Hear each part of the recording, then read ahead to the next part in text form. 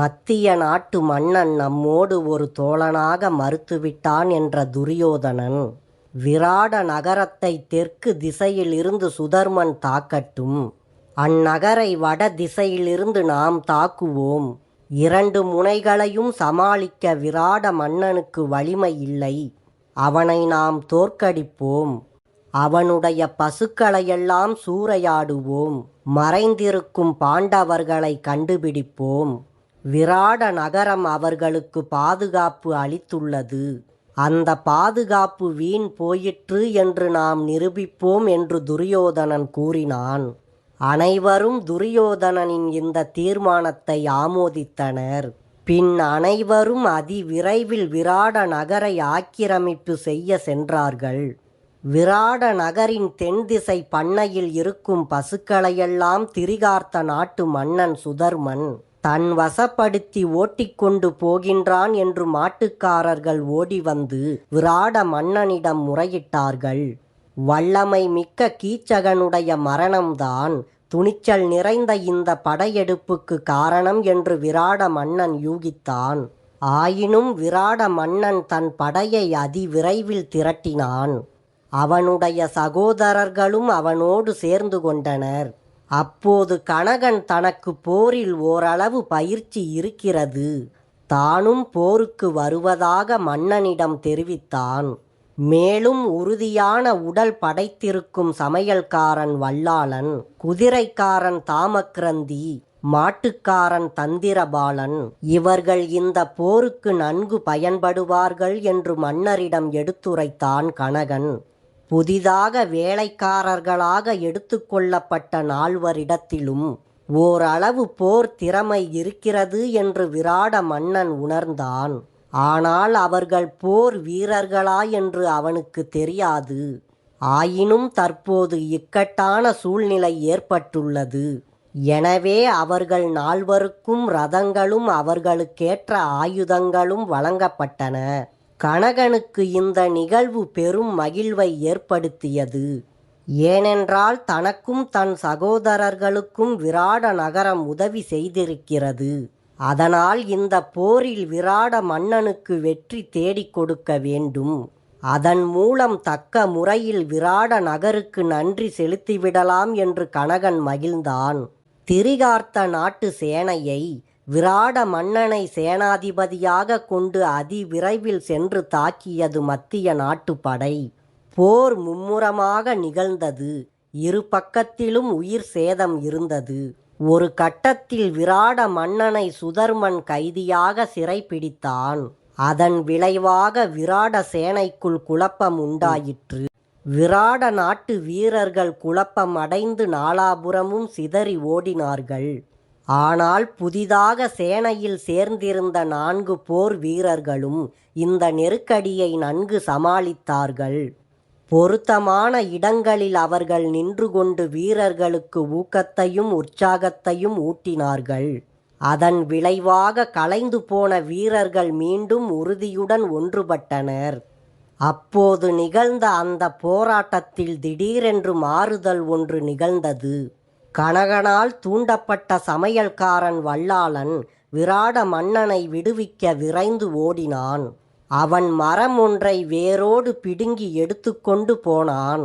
அப்போது கணகன் வல்லாளனிடம், உனக்கு விருப்பமான போர் முறைகளை இங்கே கையாள வேண்டாம்.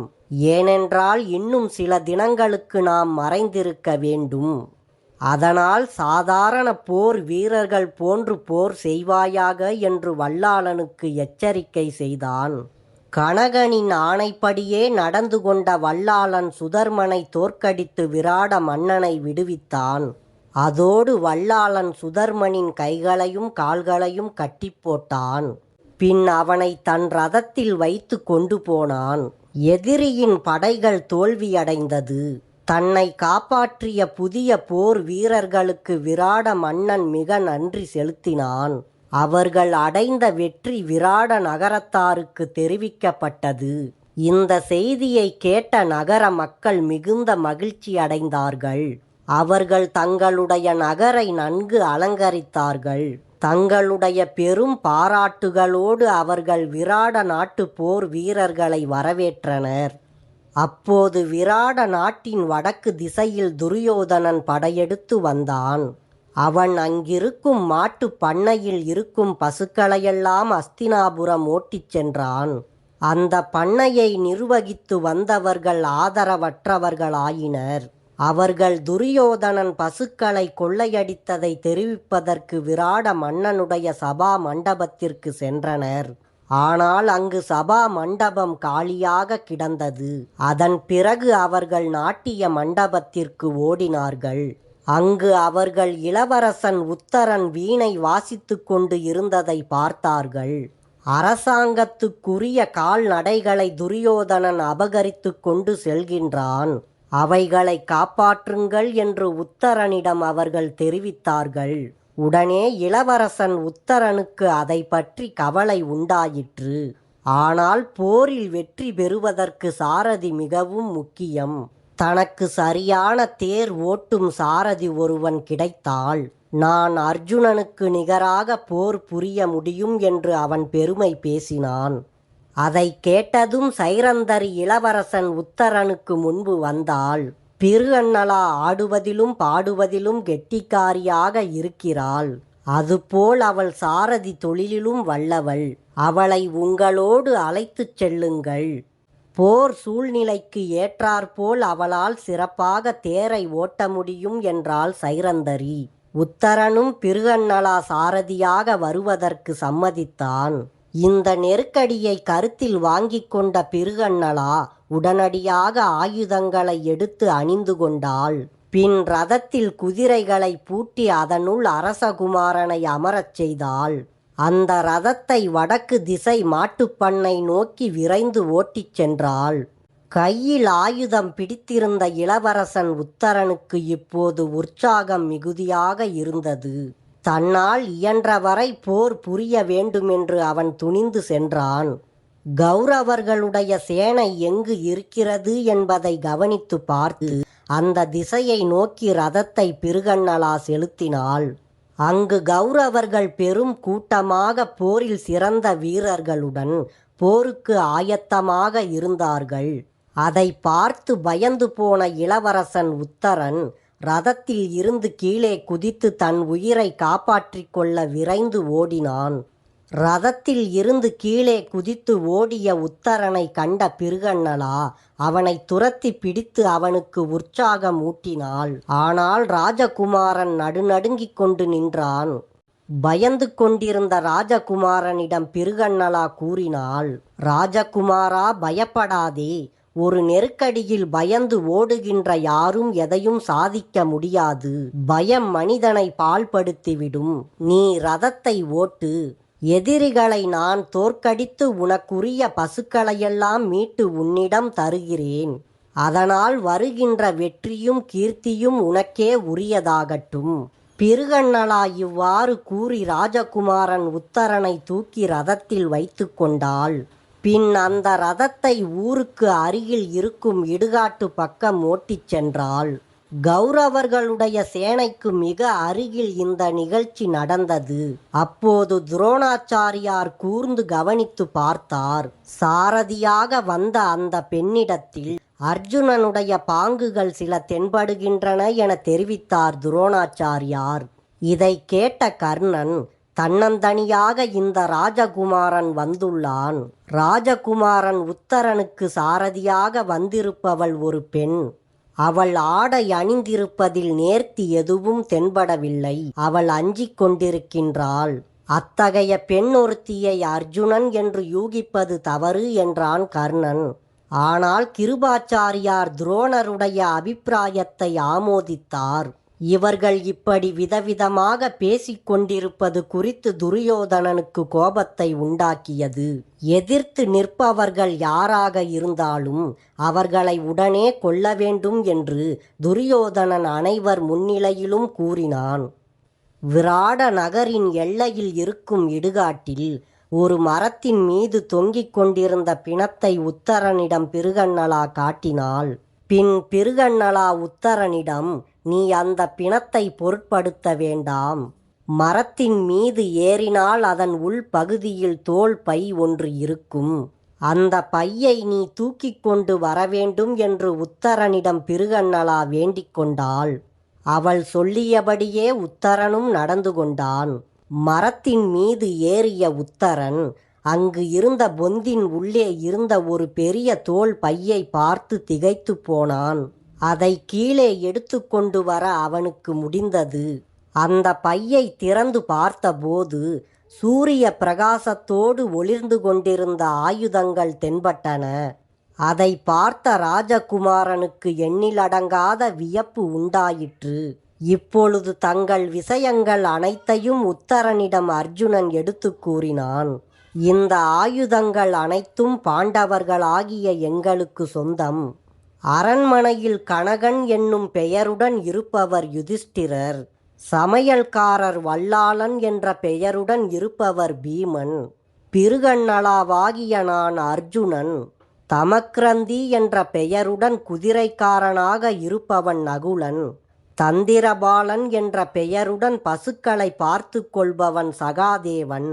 சைரந்தரி என்ற பெயருடன் வேலைக்காரியாக இருப்பவள் திரௌபதி. நாங்கள் 1 வருட காலம் மறைந்து வாழ வேண்டும். அதன் காரணமாக நாங்கள் அனைவரும் மாறுவேடத்தில் உங்கள் அரசாங்கத்தில் அடைக்கலம் புகுந்து வாழ்ந்து வருகின்றோம். 1 வருடத்தில் இன்னும் சில நாட்களே பாக்கி இருக்கின்றன. அதன் பிறகு எங்களை இன்னார் என்று நாங்கள் வெளிப்படுத்திக் கொள்வோம். அதுவரையில் உங்கள் தந்தையிடம் கூட எங்களை பற்றிய இரகசியத்தை தயவு செய்து வெளியிட வேண்டாம் என்று அர்ஜுனன் உத்தரனிடம் கேட்டுக்கொண்டான். அதன் பின் ரதத்தை உத்தரன் ஓட்டினான். படையெடுத்து வந்த கௌரவர்களை எதிர்த்து விராட நகரத்தின் போர் வீரனாக புறப்பட்டு போனான் அர்ஜுனன். விராட நகர கொடி சிங்கத்தை அடையாளமாக கொண்டது. அர்ஜுனனுடைய கொடி குரங்கை அடையாளமாக கொண்டது. பிருகன்னலா என பெயர் கொண்ட அர்ஜுனன் ரதத்தில் இருந்த சிங்க கொடியை நீக்கிவிட்டு தன்னுடைய குரங்கு கொடியை கட்டிக்கொண்டான். பின் அர்ஜுனனை அடையாளமாக கொண்டு கௌரவர்களை எதிர்த்து போர் வீரனாக புறப்பட்டு போனான். இப்போது போருக்கு வருபவன் யார் என்பது கௌரவர்களுக்கு விளங்கியது. இதை பார்த்த துரோணர் அர்ஜுனன் வருகின்றான். அவனை எந்த தேவனாலும் மனிதனாலும் வெல்ல முடியாது. 13 வருடங்களுக்கு பிறகு நான் அவனை காண்கிறேன் என்றார். அதற்கு கர்ணன், போர்க்களத்திற்கு இந்த பிராமணனை கொண்டு வந்து நாம் பிழை செய்துவிட்டோம். எதிரியை பாராட்டி பேசி நம் பக்கம் இருக்கும் சேனைகளின் உற்சாகத்தை பாழ்படுத்துகிறார். இவருக்கு பொருத்தமான இடம் போர்க்களம் அல்ல. யாகசாலையோ அல்லது சபா மண்டபம் இவருக்கு ஏற்ற இடமாகும் என்றான் கர்ணன். இப்போது துரியோதனன் பேசினான். கீச்சகனால் இடையராது உபத்திரவப்படுத்தப்பட்ட சுதர்மனுக்கு உதவி புரிய இந்நாட்டின் மீது நாம் படையெடுத்து வந்திருக்கின்றோம். சுதர்மன் விராட நாட்டை தென் திசையில் தாக்கினான். அதன் விளைவாக விராட மன்னனும் அவனுடைய சேனை முழுவதும் அப்பக்கம் கவர்ந்து இழுக்கப்பட்டு விட்டார்கள். இந்நகரில் மறைந்திருக்கும் பாண்டவர்களை கண்டுபிடிப்பது நம்முடைய முக்கிய நோக்கமாகும். 1 வருட காலம் முற்று பெறுவதற்கு முன்பே பாண்டவர்களில் ஒருவனை நாம் கண்டுபிடித்தாயிற்று. இது போதும். இதன் விளைவாக பாண்டவர்கள் மீண்டும் 12 வருட காலம் வனவாசம் செல்ல வேண்டும். இப்போது கிருபர் பேசினார். தன்னந்தனியாக இருந்து அர்ஜுனன் ஏற்கனவே பல அரிய பெரிய செயல்களை செய்துள்ளான். நேரடியாகவோ மறைமுகமாகவோ நாம் அனைவரும் பாண்டவர்களை உபத்திரப்படுத்தினோம்.